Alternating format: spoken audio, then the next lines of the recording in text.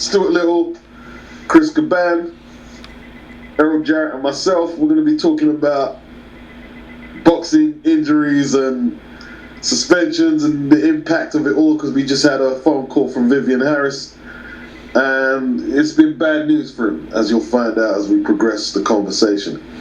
So who wants to jump in first from what they heard with Vivian? Go ahead, Stuart. Yeah, I mean, we just spoke to Vivian and I felt sorry for the guy, and like I really do feel for him, but you know, when common sense kicks in, this guy's obviously he's had a brain scan and they found something. These doctors, who are we boxing guys that go on the radio or go on a podcast and YouTube to tell a doctor he's talking shit? This doctor's found something, so we've got to fucking take what the doctor says. They're strict over here. The British Border Control is the safest place in the world to box. The world. So if these guys are saying there's something wrong, then there is. And as much as I like Vivian Harris and I want to see him succeed and I want to see him feed his family, his health is more important to me. And if a doctor's telling me he's not ready to fight, then I'm going with the doctor. Yeah, it's sad. The way I see it is like they could have said to him before he left over that you wasn't fit to fight. I mean, he's had 2 fights previously before that, and you know, he have to come over to London, England for them to tell him, and they haven't told him specifically what it is, but it's on advice. But he wouldn't take a specialist. They don't want to pay for a specialist, but they've already got a plane for him ready to ship back to New York, and also it's going to affect him, and it's affecting him in America because he had another fight in March which is cancelled as well. So you know, they've messed up all his financial plans as well, and also the preparation, camp, sparring partners, and all these things there that, you know, that fighters got a cost. You know what I mean? It's digging deep into the pockets. You know, they could have sorted something out where they could have let him know before he came over it. We didn't have to come over it. But it's a shame this has happened, and we rarely cover this subject right now, the medical side of a fighter to go in the ring. Is he fit? Like we saw with Victor Ortiz, you know, getting in there against Collazo on his jaw. Like, it looked to me like obviously he's got something wrong with it. Did he go in for a payday? Because the first punch landed on his jaw, he just went over. I mean, is there something medically wrong with his jaw? I mean, we rarely cover this topic, man. But it's sad, man. It's sad to hear, man. Go on, Beats. Yeah, but they couldn't really do anything because he went to a personal doctor. It wasn't like he got cleared by the New York Athletic State Commission. So he's come over here and the MRI got flunked, and, you know, that's that. You know what I mean? That's that, unfortunately. And I don't know if Vivian's going to hear this. I mean, we're still cool. I have a feeling that they did tell him what they found, but, you know, he's obviously, you know, he's going to be a bit stoic, and he's going to be trying to, like, protest it because he's disappointed.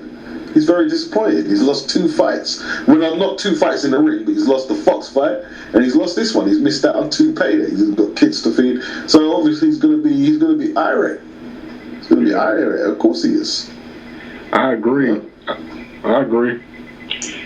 And what happens now? Is he suspended from sparring? Because I think when you get something like that, you're suspended from going to the gym and even sparring.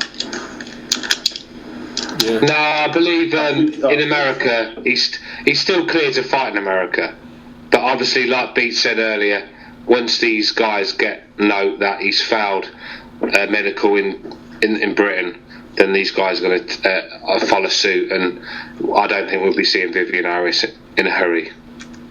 I agree. So sad stuff, man. Sad stuff, man. We have to bring out to let people know about this stuff, but. We really, like I said, we really covered these topics, so I thought we'd just bring it out, and this is our take on it. Anyone else got anything to say? Well, yeah, I mean, like I said, for the listeners, sorry about that, my dog. For the listeners, typing. I can hear someone typing now. That's not me, mate. Yeah, for the listeners, I mean, obviously, the British Border Control are very nervous. They've had 2 world-class fighters sitting at home, brain damage through their lack of funds, lack of people in the right places, through basically just being useless. So they've been sued. They're still paying it. Frank Warren had to lend them £1 million to survive. They're scared of being sued again. You know, at the end of the day, when you've got 2 world class fighters, I'm not talking top level. I'm talking elite. Gerald McClelland, if he was still fighting if he'd not got brain damage, he'd have probably been the best super middleweight of all time. This is how good this guy was, and he's sitting there and he can't even feed himself.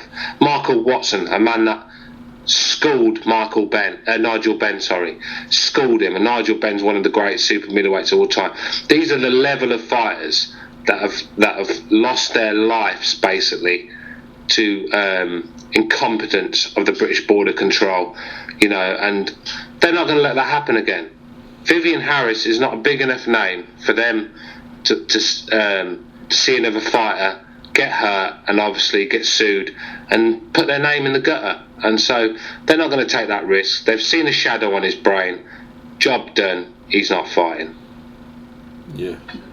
Alright, well that's it, man. That's all we've got to say on that, man. Leave your comments in the comment section. Beach, you got something else to say?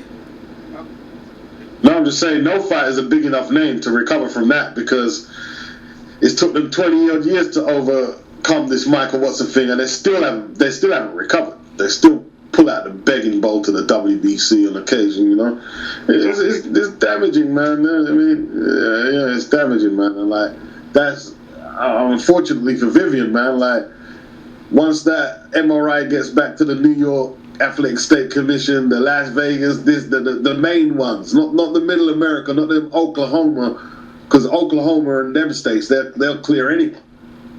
I know that. Texas, I remember that from the 90s. They had very Texas and that, innit? Well, Texas, I'm not sure about Texas, but there's certain states in America that allow anything to go through. But he can fight there, but is he really going to want to do that? Because there's no money there. Yeah, let's see what happens after this, man. Let's see this chat. Watch this thing very closely to see what happens with Vivian Harris. But hey, bro, me and Beats had our tickets ready to go and watch him ringside and stuff like that. It's messed our plans up. We was going to go to the press conference, get footage and everything. We was going to hang out with him, bring it back to the YTBC. Yeah, man. We had it all worked out, training, everything, and it's messed up our plans as well. So let's put it out.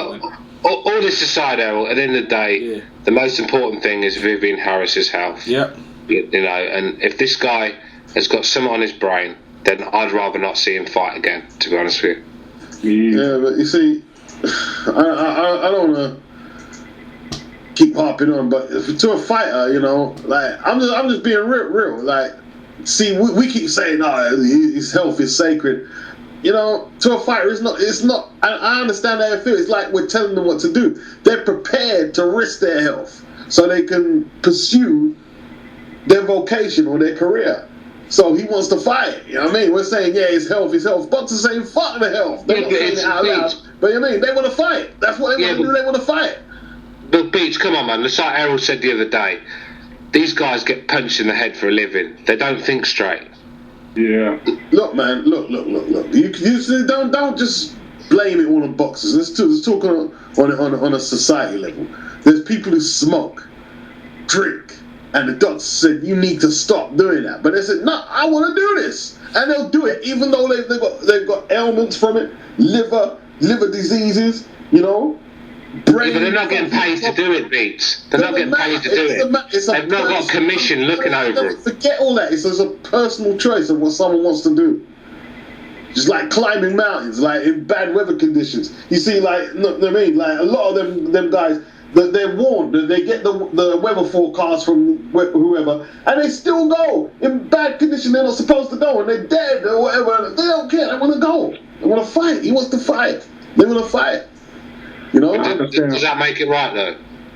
I understand where you're coming from. I'm side for them. I don't want to take away a man's life. If that's the way he wants to go out, let him go out that way. Yeah, but you say that now, Beats. But if something badly happened to Vivian Harris, you'd listen back to this video and you'd be ashamed. No, I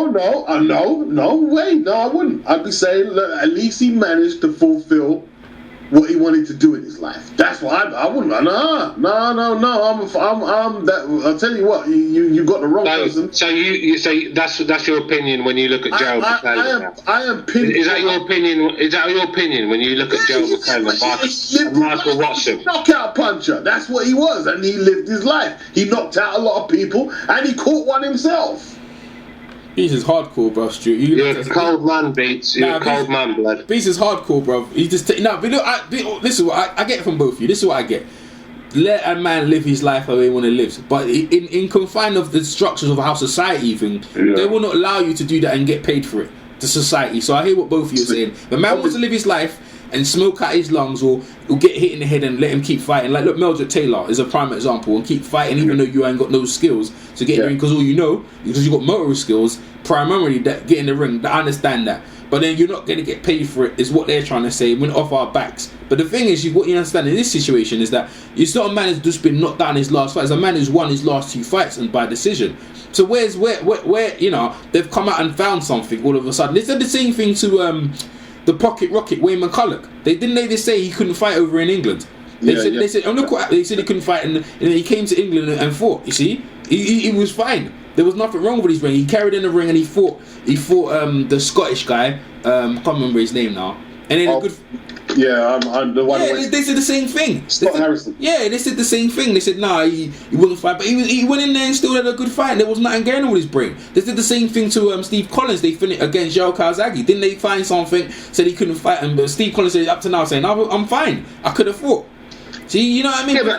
I mean, like you say, I get what you're saying, shit, because they're paranoid. They just don't want to put themselves in that predicament. But the same thing, guys want to be able to fucking do what they want to do and fucking be able to pursue their thing. But like you said, like, they find anything, they're paranoid. They're like, no, I'm not doing it. That's it. I found something. I don't know what it is. I don't want to get involved in it, and they're just fucking scared. That's what it is. But at least if the man asks for a specialist, fucking pay for a specialist. Come on, man. Get another second opinion. You know, you're talking about a board that let James Toney fight, and I'm sure that guy's got more than a few shadows on his brain. So what? Well, he obviously hasn't, because he got cleared to fight. Yeah, exactly. I mean, it's a miracle how that guy has been cleared, because he can't string a sentence together. Oh my! I mean, look, when you speak to Vivian is you know, he talks well. He's clued up, but obviously there's something there. You know what I mean? No, but that's the anyway. I can't know. Hey, he's had over nearly 100 fights, James Toney. I guess to get. Vivian Harris had kids too. He's got kids. Yeah, he's got kids. Yeah. Well, that's what Beats is beating up the keyboard and that, and I'm recording, so I guess I'm gonna have to finish this recording because there's nothing else more to say. Leave your comments in the comment section, and we out. Peace.